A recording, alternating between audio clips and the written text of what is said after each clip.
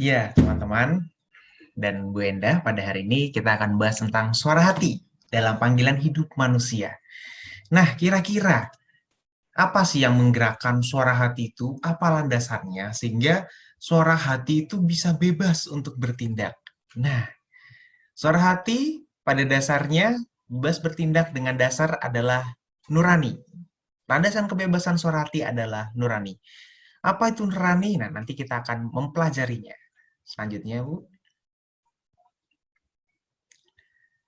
Dalam pembentukan suara hati, ada 3 lembaga normatif, atau bisa disebut dengan 3 lembaga eh, yang mencoba untuk membentuk pemahaman kita mengenai norma-norma dalam kehidupan kita, yaitu ada lembaga masyarakat, super ideologi atau super ego atau suara batin. Yang ketiga adalah ideologi. Jadi yang pertama adalah masyarakat. Dalam masyarakat itu ada keluarga, ada sekolah, ada teman sebaya atau lingkungan, ada tempat kerja, ada agama, ada negara. Nah, misalnya dalam keluarga. Nah, keluarga ini merupakan dasar yang sangat penting ya dalam pembentukan. Di situ misalnya ketika teman-teman, contohnya ketika teman-teman masih kecil ya. Teman-teman masih kecil, teman-teman mempunyai sebuah kue begitu. Teman-teman mempunyai sebuah kue, lalu sebagai anak kecil pasti teman-teman inginnya ya kue itu dinikmati sendiri kayak gitu. Tetapi misalnya orang tua mengatakan bahwa, ayo dibagi ke saudaranya atau dibagi ke temannya. Nah, itu kan teman-teman di situ mulai belajar bagaimana menjadi seorang yang berbagi misalnya, berbagi kepada seseorang yang lebih membutuhkan misalnya. Keluarga seperti itu, pembentukan karakter, pembentukan nilai norma dari keluarga. Pun juga misalnya sekolah, teman sebaya, dan tempat kerja. Misalnya teman-teman di sekolah, di dalam Gonzaga ini, nilai-nilai dalam Gonzaga ya, nanti teman-teman dapatkan. Nah, itu nanti akan diharapkan menjadi sesuatu yang masuk ke dalam diri teman-teman. Nah, itu misalnya teman-teman di sini belajar bagaimana cara untuk menjadi seorang yang berkompeten, lalu habis itu teman-teman belajar untuk menjadi seorang yang berkomitmen, misalnya dengan sekolah memberikan tugas kepada teman-teman. Lalu teman-teman diajak untuk, ayo belajarlah menjadi orang yang bisa dipercaya dengan mengerjakan tugas yang diberikan, misalnya seperti itu. Nah, begitu juga dengan teman sebaya, tempat kerja itu dapat mempengaruhi nilai-nilai norma yang teman-teman miliki, dan juga agama. Bagaimana misalnya dalam agama mengajarkan suatu nilai universal, yaitu nilai cinta kasih, yang diharapkan sebagai penganutnya bisa mempraktekkan nilai-nilai norma agama tersebut. Lalu ada juga negara, di mana peraturan-peraturan dalam negara diharapkan bisa membentuk nilai norma kita menjadi seorang pribadi yang keluarga negaraan yang baik, misalnya seperti itu. Lalu yang kedua adalah super ego atau suara batin. Ini merupakan suatu teori dari Sigmund Freud, seorang psikolog. Nah, dalam hal ini, suara dalam batin atau super ego ini secara singkat adalah, tadi kan teman-teman sudah mendapatkan pengajaran-pengajaran dari keluarga, dari sekolah. Nah, apa yang diajarkan tersebut terinternalisasi dalam diri teman-teman menjadi suatu kesadaran subjektif teman-teman. Nah, dan inilah yang dinamakan super ego, di mana nilai-nilai tersebut, ajaran-ajaran tersebut, akhirnya masuk ke dalam diri teman-teman, menjadi bagian dalam diri teman-teman. Dan fungsi dari super ego ini adalah suara batin yang akan berperan dalam pengontrol tindakan kita. Nurani yang akan membantu kita dalam bertindak. Nah, itu dia. Lalu yang ketiga adalah ideologi. Yang dimaksud dengan ideologi adalah segala macam ajaran mengenai makna kehidupan, nilai-nilai dasar, dan bagaimana manusia harus hidup dan bertindak. Misalnya seperti ideologi mengenai kesetaraan. Nah, bagaimana manusia mencapai kesetaraan di dalam masyarakat antara sesama manusia. Misalnya seperti itu contohnya. Selanjutnya, cara kerja hati nurani. Nah, bagaimana cara kerja hati nurani ini? Cara kerja hati nurani ini yang pertama adalah sebelum bertindak, manusia sudah memiliki kesadaran moral atau pengetahuan umum bahwa ada yang baik, ada yang buruk. Kemudian kalau perbuatan itu baik, maka ia muncul sebagai suara yang menyuruh. Namun kalau buruk, maka muncul sebagai suatu larangan. Misalnya tadi teman-teman ada yang memberi contoh begini. Ketika SMP, teman-teman rumahnya paling tidak terlalu jauh dari sekolah. Nah, pada saat itu teman-teman merasa sangat lapar. Nah, teman-teman mempunyai uang yang pas untuk jajan makanan yang bisa membuat teman-teman kenyang. Tetapi teman-teman melihat misalnya, tiba-tiba teman-teman melihat ada seorang teman kelas yang nggak bisa pulang, karena nggak bawa uang, misalnya lupa bawa uang. Nah, teman-teman di situ punya pilihan kan, dua pilihan. Nah, teman-teman bisa tetap jajan atau teman-teman bisa memberikan uang tersebut kepada orang yang lebih membutuhkan untuk ongkos pulang, misalnya. Pada teman yang lebih membutuhkan untuk ongkos pulang. Nah, kalau misalnya perbuatan itu baik, jadi teman-teman, misalnya suara hati teman-teman itu akan berkata bahwa, ayo berikan saja uang itu kepada temanmu yang lebih membutuhkan, agar ia bisa pulang. Nah, suara hati itu akan selalu menyuarakan kebaikan-kebaikan, norma-norma baik yang telah kita terima, yang terinternalisasi dalam diri kita. Gitu. Nah, maka ia akan muncul sebagai perbuatan yang suara yang menyuruh gitu. Lalu yang kedua, saat suatu tindakan dilaksanakan, suara itu masih tetap berbicara menyuruh atau melarang. Nah, dalam hal ini suara ini menyuruh, ayo berikan kepada temanmu itu. Nah, yang ketiga adalah sesudah suatu tindakan, maka suara itu akan muncul sebagai hakim yang memberi vonis. Untuk perbuatan baik ia akan memuji, sehingga ia merasa bangga, bahagia. Tapi kalau misalnya buruk, ia akan mencela, sehingga orang itu merasa bersalah, putus asa, dan malu. Dalam contoh tadi, kalau misalnya akhirnya orang ini memutuskan untuk, ya saya berikan saja uang jajan ini kepada teman saya yang membutuhkan agar ia bisa pulang, toh rumah saya tidak terlalu jauh dari sekolah, saya bisa makan di rumah. Nah, itu suara hati akan muncul sebagai hakim yang memberi vonis bahwa teman-teman ini orang yang baik, ya. Dan ia akan merasa bangga dan bahagia ketika bisa membantu orang lain itu yang butuh ongkos untuk pulang. Tapi kalau misalnya nanti teman-teman membuntuskan untuk, saya jajan aja, orang saya lapar gitu, dia biarin aja, pasti nanti dia ada yang bantu deh.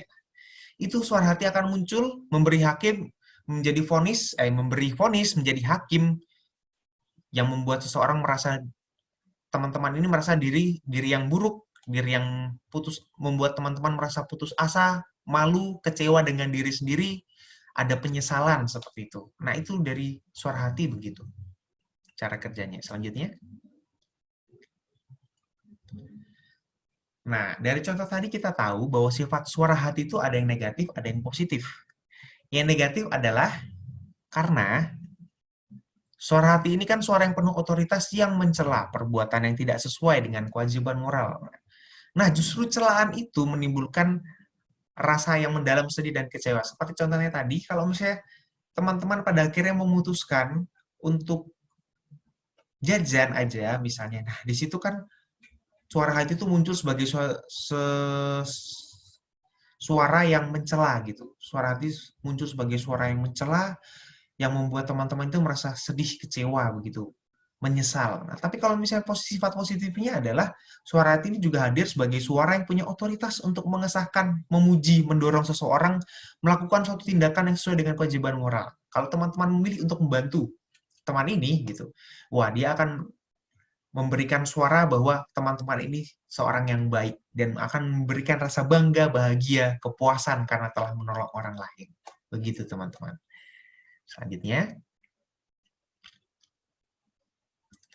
kemutlakan suara hati. Nah, kenapa suara hati ini mutlak? Yang pertama, di bidang keberlakuannya suara hati tidak bisa ditawar-tawar. Nah, misalnya, teman-teman pada akhirnya memutuskan untuk misalnya tadi ya, eh, memberikan uang ini kepada teman-teman yang membutuhkan, yang butuh ongkos atau jajan. Teman-teman kan dihadapkan pada dua keputusan itu. Nah, lalu teman-teman tidak bisa menawar suara hati teman-teman bahwa untuk kali ini karena saya lapar, karena saya ingin jajan, maka nilai untuk membantu sesama yang lebih membutuhkan itu buruk atau itu tidak baik. Nah, teman-teman tidak bisa menawar seperti itu karena suara hati teman-teman akan tetap mengatakan bahwa bagaimanapun juga membantu orang yang lebih membutuhkan, dalam hal ini membantu teman yang butuh ongkos untuk pulang ke rumah, baik dan tidak bisa ditawar-menawar.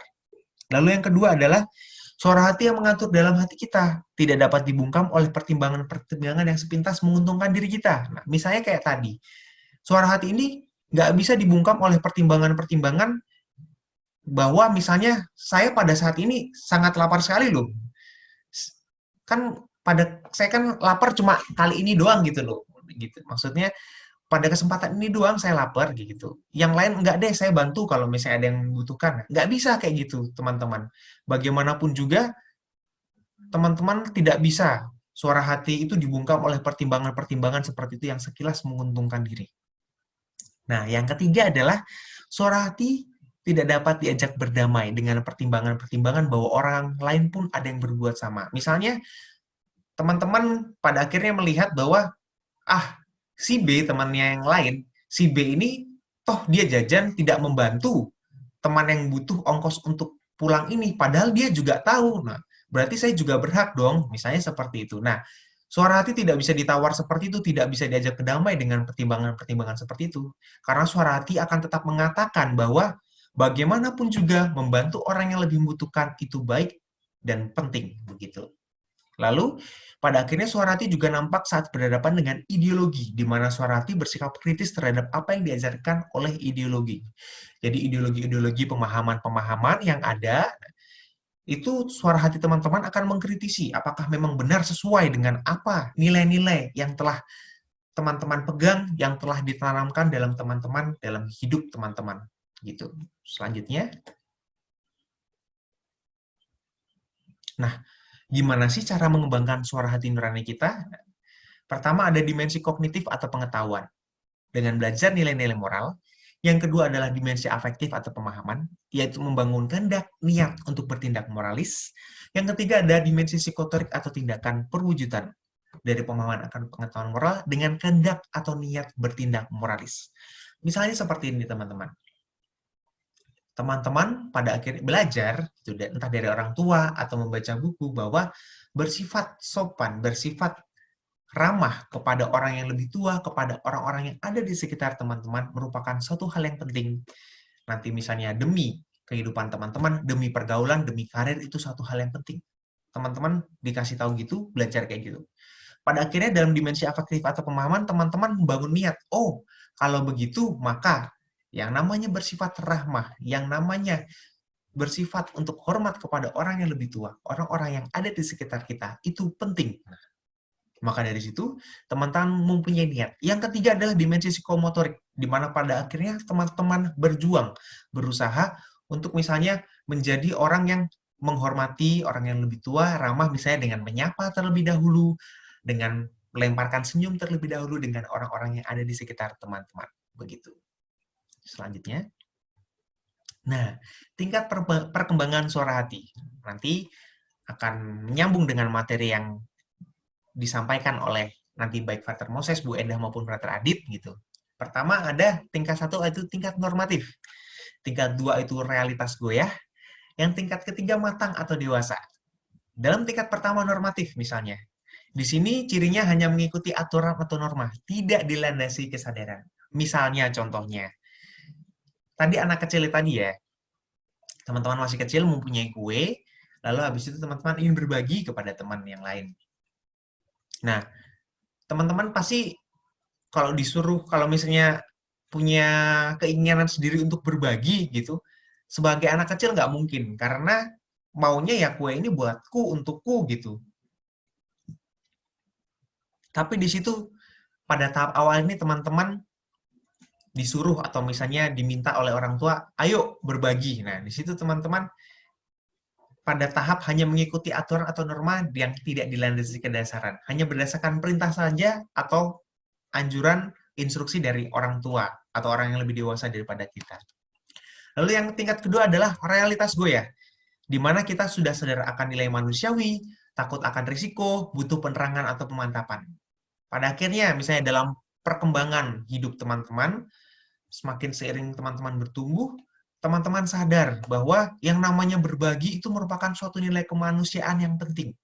Di mana teman-teman yang berlebih merasa bahwa perlu untuk memberi kepada orang-orang yang lebih membutuhkan. Tapi teman-teman di situ mulai takut risikonya bahwa kok ketika saya berbagi, maka yang saya punya harusnya utuh menjadi setengah atau menjadi sebagian gitu dong.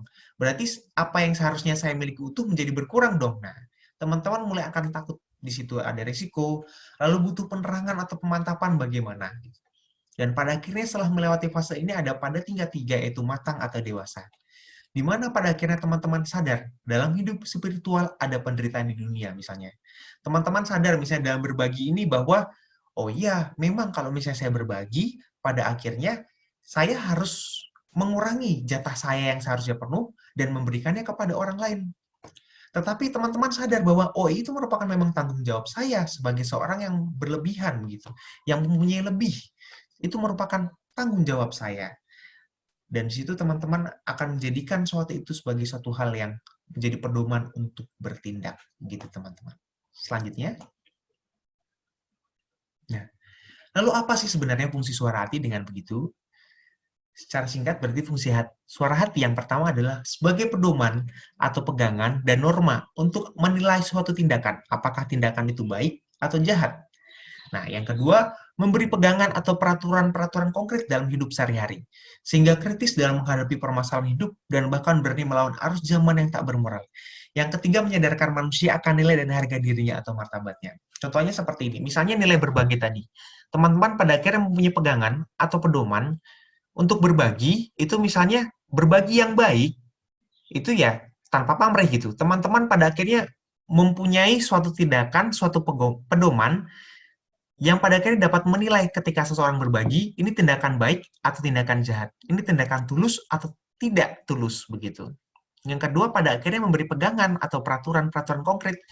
Nah, jadi dari sini teman-teman tahu bahwa, oh ya berbagi yang baik itu misalnya tanpa pamrih, misalnya kalau zaman sekarang nggak divideokan, kita nggak umbar-umbar, kayak gitu. Dan itu cara memberi yang baik, misalnya yang tulus. Nah, dari situ pada akhirnya tiga menyadarkan manusia akan nilai dan harga dirinya. Di mana teman-teman sini sadar bahwa nilai kemanusiaan yang sesungguhnya diri sebagai manusia adalah hadir sebagai seseorang yang membantu orang lain yang lebih membutuhkan. Begitu, teman-teman. Selanjutnya. Nah, gimana sih aplikasi dari suara hati ini dalam karakter siswa dan siswi yang tangguh? Nah, selanjutnya Ibu Endah, silakan.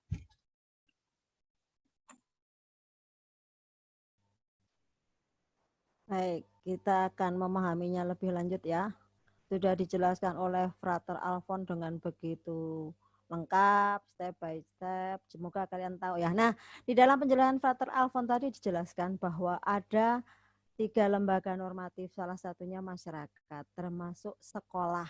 Nah, kalian sekolah di Gonzaga. Sekolah Kolese Gonzaga pun menjadi salah satu lembaga yang ingin mengembangkan hati nurani kalian. Maka Gonzaga pun juga memiliki tugas berat itu di mana mendampingi kalian. Maka segala macam kegiatan di Gonzaga diarahkan pada membantu siswa-siswinya supaya berkembang hati nuraninya, berkembang juga suara hatinya, dan juga bisa memilih dengan cara yang baik dan benar. Ini tidak cuma baik tapi nggak benar, tapi baik dan benar sesuai dengan tuntunan nurani. Nah, kita lihat yuk seperti apa sih di Gonzaga, mencoba mendampingi anak-anak Gonzaga. Nah, di sini kita akan lihat bahwa Gonzaga sebagai sekolah kolase itu memiliki landasan, memiliki 4C, tetapi nilai-nilai karakter atau core values di Gonzaga itu ditambahkan, maka ada istilah HC4S. Tetapi Ibu lebih senang menambah satu lagi, HC5S. Kenapa? Ibu menekankan ada satu lagi yaitu communication, artinya komunikasi. Kenapa Ibu tekankan? Karena anak-anak Gonzaga itu memang kritis, kreatif, berani. Cuma kadang-kadang kalau ngomong, mempertanyakan sesuatu yang muncul bukan ngobrol, bukan pengen tahu, yang inginnya adalah mauku pater, pokoknya mauku. Kalau nggak mauku, aku nggak mau. Nah, ini yang kadang-kadang menjadikan berantem dengan sekolah. Maka Ibu tekankan komunikasi penting ya, Nak. Nah, ini kita lihat HC5S ini menjadi dasar fondasi. Ibarat Gonzaga itu mau membuat rumah kalian, rumahnya dibuat fondasinya dulu. Setelah fondasinya kuat, baru bisa dibangun ke atas. Nah, dengan dibangun ke atas, rumah itu menjadi kuat dan tangguh seperti yang di atas judulnya tadi, menjadi pribadi yang tangguh. Nah, HC5S ini dicapai melalui step by step. Kelas 10, kelas 11, kelas 12 ada fokusnya. Kelas 10 itu fokusnya adalah bertanya, siapa saya saat ini? Ya kan? Siapa saya saat ini? Saat kalian kelas 10 diajak bertanya itu, saya siapa toh sekarang? Saya adalah anak Kolese Gonzaga. Kenapa sampai dicadarkan? Yuk kamu anak Gonzaga. Karena pada saat kelas 10 kalian masih kecil-kecil tuh, iji-iji kayak anak kecil, anak ayam kecil-kecil gitu kan, masih datang, ijik-ijik gitu kan. Dengan apa spiritualitas kalian masing-masing yang dari Martiyuana, dari Desa Putra, dari PL, dari apa ya Marsudirini, Tarakanita, masih dengan spirit mereka masing-masing. Ya kan, sesuai dengan lingkup hidup kalian masing-masing. Bagaimana nilai-nilai itu di hati sekolah masing-masing. Nah, maka di kelas 10 disadarkan, loh, ayo kita sudah di Gonzaga, mari kita hayati nilai-nilai yang ada di Gonzaga. Maka di kelas 10 lewat kegiatan MOS, cara belajar yang berbeda, lewat jambore, jurusan, pemilihan jurusan, pendidikan kekolesean di kelas 10, itu semuanya adalah fondasi rumah, kalian dibuatkan fondasi. Nah, di dalam MPLS itu kalian diperkenalkan, ini loh Gonzaga, kamu tuh sekarang udah masuk ke sini. Nilai apa sih yang harus dipahami? Seperti apa sih Gonzaga? Siapa saja yang ada di Gonzaga, guru-gurunya? Maka harusnya kalian kelas 11 udah tahu loh, guru mengajarnya dengan cara apa. Masih ada yang kaget, Bu, ternyata guru PKN itu ngajarnya yang sekarang berbeda. Mereka lebih menggunakan logika, kok enggak hafalan lagi. Guru sejarahnya juga sekarang logika, Bu. Enggak hafalan lagi. Jadi nilai saya jadi turun. Loh, itulah kenapa harus diterima. Ingat, kompetens. Anak Gonzaga cerdas. Cerdas itu bisa berpikir kreatif, inovatif. Bukan cuma ngapalin. Kalau ngapalin mah kenapa, Bu? Si rekam aja, disetel lagi kayak kaset. Nah, itu bukan anak Gonzaga. Harus cerdas, bisa berpendapat. Nah, ini yang ada. Itu ya di Gonzaga, maka cara belajarnya pun berbeda. Enggak ada lagi pelajaran mencatat, ngapalin, ya enggak.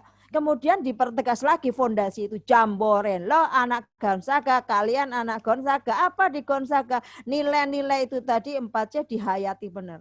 Lewat jambore itu kalian dalam kelompok mau rakit. Kalau enggak kerjasama, ambles tuh rapid. Ingat waktu kamu jambore, bagaimana bersih tegang, berantem, membuat rakit, salah, begini. Akhirnya pada saat itu muncul satu instruksi dari satu orang. Akan memunculkan apa? Orang bisa menangani. Nah, itulah anak kolese bisa membuat keputusan di dalam permasalahan. Itu di jambore ditempa di situ kalian. Supaya makin masuk lagi. Setelah jambore kalian mengatakan, yes, aku anak Gonzaga. Masih belum mantap, nak, ditambahin lagi kekolesean. Lu sekalian, Anda semua, hai anak Gonzaga, kalian anak kolese, bagian dari kolese di dunia. Maka Pater Okta, Frater Adit, Pak Victus menanamkan nilai-nilai itu. Apa enggak hebat? Kalian diajar oleh seorang imam dan seorang frater Jesuit loh. Sekolah lain enggak ada. Cari frater satu aja susah. Kamu punya 3 frater sekarang. Kelas 10 diajar oleh Romo langsung. Nah, itu nilai-nilai ditanamkan supaya fondasi kalian tuh kuat benar-benar kuat. Nah, setelah kelas 10 kuat, kelas 11 ditempa menjadi seorang pemimpin. Pemimpin yang seperti tujuan Gonzaga, melayani. Apalagi Gonzaga milik keuskupan. Nah, Romo keuskupan PR itu lebih melayani. Disadarkan itu. Supaya apa? Nanti anak-anak Gonzaga kita jadi pemimpin itu bukan arogan. Weh, gue pemimpinnya loh, lu harus ikut sama gue. Kalau kagak, minggir. Enggak seperti itu. Atau gue ketuanya, terserah gue dong mau pilih siapa panitianya. Tidak, tetapi adalah aku ketuanya. Aku melayani Gonzaga, aku melayani masyarakat, aku melayani dunia ini dan terutama aku menggunakan tugasku ini sebagai melayani Allah sendiri. Kamu kan biasa mengatakan AMDG, Bu.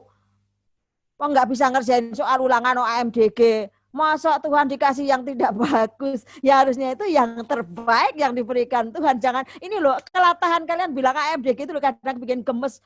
Ibu, saya nggak bisa ngerjain AMDG. Loh, masa Tuhan dikasih yang jelek? Kasihlah yang baik. Aku bekerja optimal untuk Tuhan. Maka kelas 11 itu kalian ditempa habis-habisan sebagai seorang leader. Kalian udah mantap di jurusan, nggak ada lagi loh yang bilang, Bu, saya salah jurusan. No, anak Gonzaga udah mantap sekarang. Yang berikutnya, apa? Pemimpin yang melayani itu punya nurani. Nah, itu diajarkan frater tadi oleh frater Alfon bahwa nurani itu ditempa, nurani itu peka, mengarahkan untuk memilih. Di kelas 11 kamu ditempa di situ dengan live in supaya melihat orang lain. Kita terbuka matanya. Oh, ternyata di sisi dunia lain itu ada orang lain ya yang mungkin hidupnya lebih susah daripada aku. Selama ini aku egois ya, hanya selalu mikir aku, dan aku. Tidak mau melihat yang lain. Sehingga yang terjadi, kita tidak mau berbagi. Frater Alfon sudah menjelaskan bagaimana berbagi itu membutuhkan kebesaran hati. Nah, itu di kelas 11 diajarkan itu. Termasuk kebesaran hati apa? Menerima masukan dari orang lain, kritik dari orang lain, maka kalian dimasukkan dalam kepanitiaan. Yang harusnya kalian semester kemarin jadi panitia jambore, tapi mohon maaf, karena PJJ nggak bisa ya, Nah ya. Tapi pasti nanti bisa diberikan lewat cara yang lain. Nah, di kepanitiaan itu kalian ditempa berbenturan sama orang lain, berantem sama orang lain, adu argumentasi. Enggak apa-apa, memang harus begitu. Supaya kalian bisa memilah, kemudian memilih mana yang terbaik. Itu nurani lagi yang dijelaskan oleh Frater tadi. Memilih di situ, memilih yang terbaik dari sekian banyak. Nah, Pak, kepanitiaan itu artinya apa? Kita bekerja sama dengan orang lain. Kita mau menerima, toleran, care terhadap orang lain. Itu yang mengembangkan kita. Seperti yang Frater katakan tadi, kita belajar juga dari teman sebaya, dari masyarakat. Ya, ini yang kelas 11. Setelah kelas 11 mantap, yakin bisa menjadi pemimpin, bisa bekerja sama, bisa terbuka pada orang lain, punya kebesaran hati, punya kerendahan hati, seperti tuntutan nurani yang tadi sudah disaringkan pada kalian, punya kerelaan untuk memberi, menerima. Nah, kelas 12 itu sudah ibarat Apollo siap meluncur. Kelas 12 itu kamu sudah menjadi pribadi yang sudah siap, saya mau kemana? Kuliah kemana? Kalau mau masuk seminari, ya enggak apa-apa. Tadi sudah ada yang bilang, Bu, saya masih bingung masuk seminari. Ya enggak apa-apa, mantapkan dulu. Oke, mantapkan dulu. Kalau perlu cari pacar. Kalau udah dapat pacar ternyata berantem terus enggak damai. Berarti Tuhan giring kamu untuk tidak punya pacar. Masuk seminari, gitu. Enggak apa-apa, mantapkan dulu sampai yakin mantap. Kemudian memilih. Nah, kelas 12 sudah sampai ke situ. Kuliah pun jurusannya di mana jelas, saya mau kuliah jurusan ini. Itu yang dipilih. Nah, kemudian kelas 12 karena kelas 10, kelas 11 sudah ditempa habis, kelas 12 kamu menjadi pribadi yang kritis, inovatif, apresiatif. Jadi artinya apa? Apresiatif artinya apa? Berpunya kebesaran hati untuk bisa mengatakan, Anda jempol loh, Anda hebat. Tidak mengatakan, cuma gitu aja gue bisa. Loh, itu loh kalimat yang mematikan orang lain. Tapi bisa mengatakan kebesaran hati, yes, Anda hebat. Kalau setiap orang memberikan jempol pada orang lain berkembang dan tidak melukai orang lain. Nah, itu yang paling jelas. Nah, kelas 12 maka biasanya Gonzaga itu nanyanya aneh-aneh. Yang kadang-kadang di luar dugaan. Tapi enggak apa-apa, itulah bukti Anda kritis, Anda hebat. Bahkan bertanya, Bu, kenapa aturan Gonzaga begitu? Enggak apa-apa, silakan tanya. Ayo kita berdiskusi, berdebat pun oke. Tapi dalam rangka menemukan nilai di balik aturan. Itu yang paling bisa nengin. Kalian mempertanyakan, Bu, 3 gladi untuk apa? Ayo kita diskusi, berdebat habis-habisan boleh. Berapa jam boleh. Tapi bukan untuk mengatakan, aku nggak suka, gue nggak mau. Bukan itu, tetapi tanya, di balik 3 gladi ada apa sih, Bu? Nah, kalau arahnya ke situ, itu baru bagus. Itu kelas 12. Sehingga dengan demikian setelah kelas 12, kamu menjadi siap ongoing formation, tujuan Gonzaga. Nilai-nilai itu melekat dalam diri kamu dan dibawa sampai kapanpun, sampai kamu mati. Nah, itu semua tentu aja landasannya itu hati nurani. Dan karena sekolah Gonzaga itu sekolah milik keuskupan dan sekolah Katolik, landasannya tak jauh dan tidak mungkin dilepaskan dari landasan kitab suci. Maka mari kita lihat yuk, apa sih landasan dalam kitab suci? Mari silakan Frater. Oke, terima kasih Bu Enda. Landasan kitab suci itu diambil dari Matius 7 ayat 27 sampai 24 sampai 27. Judul perikopnya adalah 2 macam dasar. Nah, saya bacakan dulu. Setiap orang yang mendengar perkataanku ini dan melakukannya, ia sama dengan orang yang bijaksana, yang mendirikan rumahnya di atas batu. Kemudian turunlah hujan dan datanglah banjir. Lalu angin melanda rumah itu, tetapi rumah itu tidak rubuh sebab didirikan di atas batu. Kalau kita tahu paku bumi itu untuk fondasi rumah atau bangunan apapun. Nah, semakin besar dan semakin panjang dan semakin kuat itu bisa menahan rumah atau bangunan atau kantor yang tingginya tuh berlantai-lantai. Nah, yang kedua adalah, tetapi setiap orang yang mendengar perkataanku ini dan tidak melakukannya, ia sama dengan orang yang bodoh, yang mendirikan rumahnya di atas pasir. Kemudian turunlah hujan dan datanglah banjir. Lalu angin melanda rumah itu, sehingga rubuhlah rumah itu dan hebatlah kerusakannya. Nah, kalau teman-teman pernah bermain di pantai, lalu membuat istana dari pasir, mau setinggi apapun istananya, itu kalau kena ombak atau ada hujan, itu akan hilang dengan cepat gitu. Nah, dari dua hal ini, kita analisa bersama ya. Keduanya sama-sama mendengar. Tetapi yang menjadi beda adalah yang satu melakukan dan yang lainnya tidak melakukan. Keduanya tentu memiliki konsekuensinya masing-masing. Yang melakukan itu bisa dikatakan sebagai seorang yang bijaksana, yang mendirikan rumahnya di atas batu, dan yang tidak melakukan itu dikatakan seperti orang bodoh. Nah, maksudnya itu apa? Maksudnya itu adalah kita diajak untuk mampu mendengarkan. Kita harus membedakan juga mendengar dan mendengarkan. Kalau mendengar itu masuk kuping kanan lalu keluar gitu. Nggak ada diinternalisasikan. Tapi kalau mendengarkan itu masuk kuping kiri atau masuk kuping kanan, lalu dicerna di dalam otak kita, di dalam pikiran. Setelah itu kita internalisasikan, kita masukkan dalam hati dan menjadikan itu milik kita. Gitu. Termaksud sabda Tuhan. Dan bahkan tadi yang dijelaskan oleh Frater Alphonse dan Bu Endah, itu pun harus diinternalisasi gitu. Harus dijadikan sebagai milik saya, pegangan hidup saya, prinsip saya gitu. Namun, tentunya teman-teman semua memiliki kebebasan. Teman-teman memiliki kebebasan mau mendengarkan atau tidak, itu teman-teman yang menentukan. Nah, disitulah peran suara hati. Suara hati teman-teman. Sejauh mana teman-teman ini mau mendengarkan suara hatinya. Kalau tadi soal berbagi, nah teman-teman itu berhak mau membagikan atau tidak, karena tidak ada tuntutan untuk berbagi gitu. Tapi teman-teman ini kembali lagi pada diri teman-teman, mau mendengarkan suara hatinya teman-teman atau tidak. Itulah yang menjadikan pribadi teman-teman tangguh gitu. Sejauh mana teman-teman mendengarkan suara hati. Nah, lain daripada itu, dari Gonzaga sendiri pun, dari tadi pilar tadi, itu sudah sangat baik. Ingin membuat teman-teman itu memiliki kepribadian dan kematangan pribadi yang kokoh gitu. Yang seperti bangunan yang didirikan di atas batu. Nah, semoga melalui pelajaran ini, teman-teman itu bisa menggunakan kebebasannya dengan baik. Dan kebebasan itu diarahkan selalu kepada kehendak Allah. Itu saja dari saya. Silakan dilanjutkan oleh Frater Adit mengenai moralitas manusia.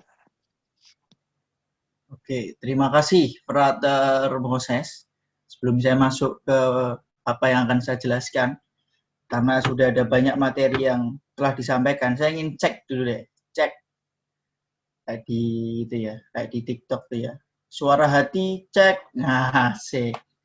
Ada satu, saya menunjuk satu perempuan, satu laki-laki. Untuk suara hati cek. Nah, pertama, Noel Sagara. Halo, Noel Sagara. Halo, Bro. Dari 3 materi yang sudah disampaikan tadi, mana yang paling menarik bagimu? Paling nangkep nih? Yang tadi, Bro, yang apa tuh saya lupa juga. Yang ada gambar piramida itu, Bro. Yang dasar-dasar itu. Oke, piramida Gonzaga yang dijelaskan oleh Bu Endah. Oke, baik. Terima kasih. Sekarang yang perempuan. Saya ingin dengar suaranya Ilona. Halo, Ilona.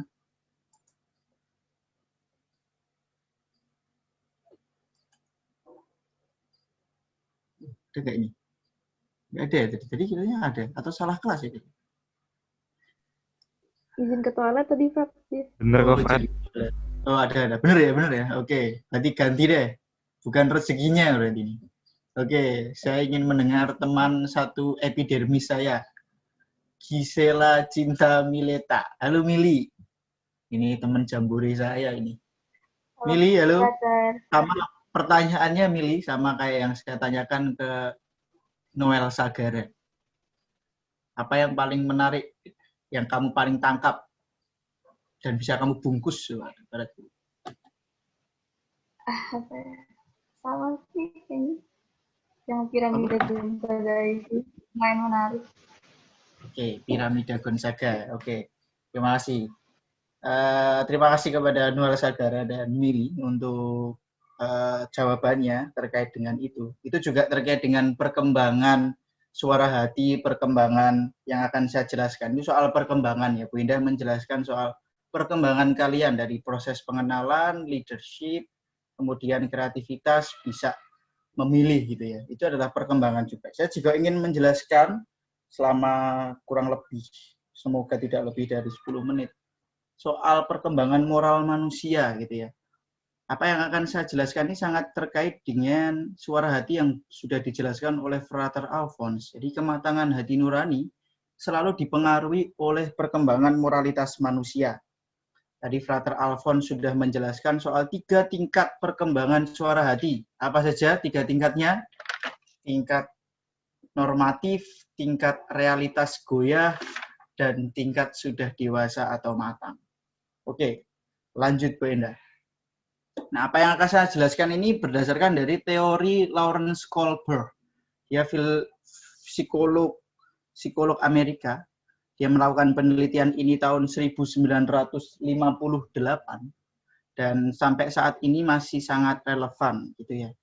Ya ada beberapa yang kurang relevan tapi ini masih sangat relevan. Mengapa relevan? Karena baru sekitar 3 tahun yang lalu saya belajar ini juga ketika kuliah filsafat semester 3.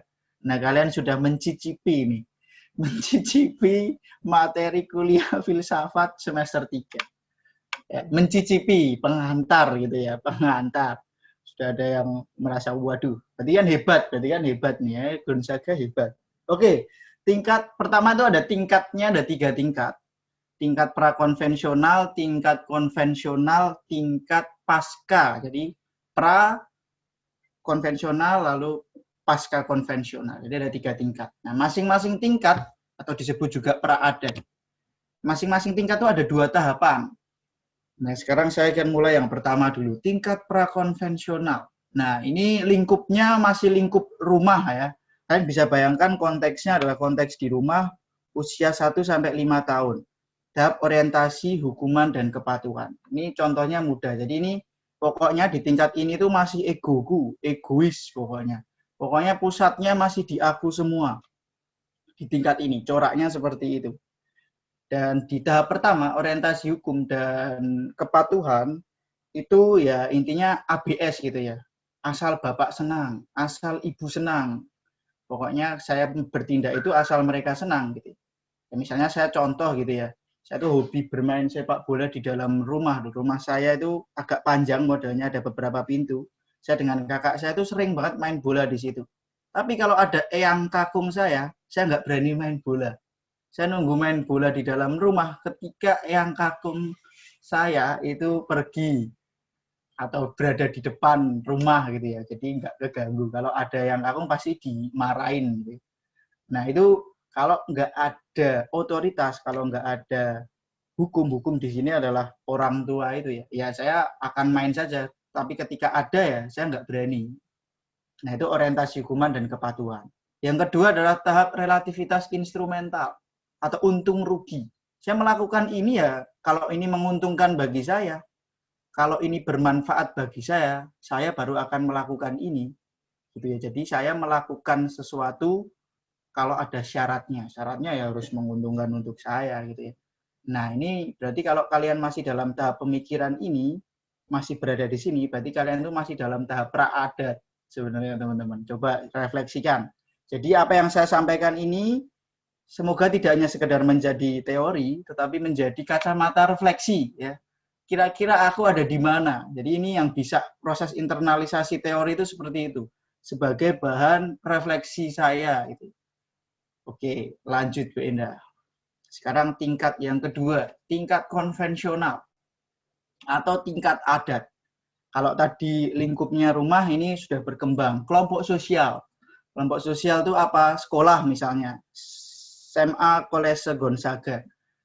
Nah, di sini coraknya adalah kalian sudah mulai menyadari adanya aturan-aturan yang harus kalian taati, harus kalian patuhi.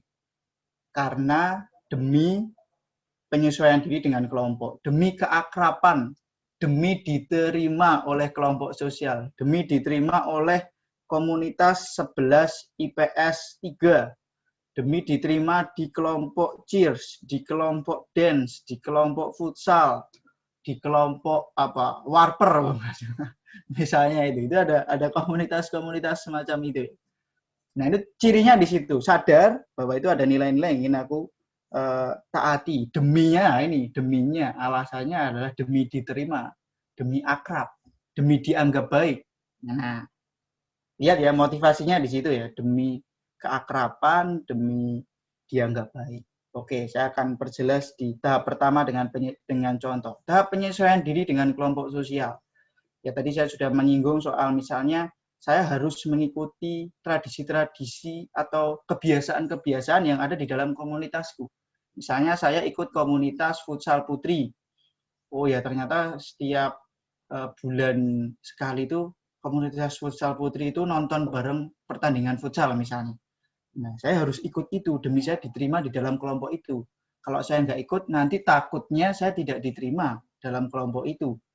Nah, ini masih ada unsur ketakutan gitu ya, unsur realitas goyah ada di situ juga. Lalu yang kedua, tahap orientasi hukum dan ketertiban. Di situ ada usia ya teman-teman ya, 10 sampai 15 tahun, 15 sampai 20 tahun. Ini menurut teori Kolber. Nah, tahap orientasi hukum dan ketertiban ini yang kedua, tahap kedua ini contohnya misalnya di Gonzaga nih ya.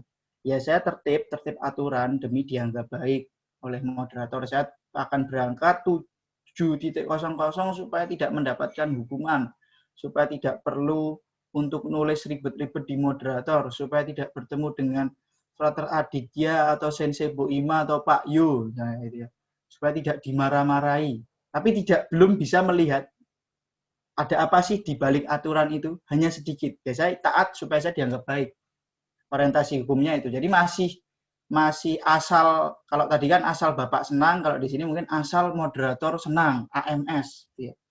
Tertibnya di situ. Misalnya contoh, saya sering tuh melihat kalian dulu waktu di kelas di sekolah dia duduk di atas meja waktu istirahat. Ketika saya lewat langsung berdiri langsung. Berdirinya semangat, mari frater. Saya ketawa-ketawa aja. Ya, secara tidak langsung ada perkembangan di situ. Kalian sadar aturan bahwa kalian sadar itu salah.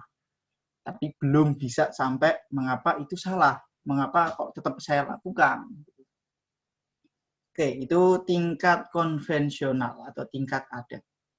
Nah, sekarang tingkat post konvensional atau pasca konvensional atau pasca adat.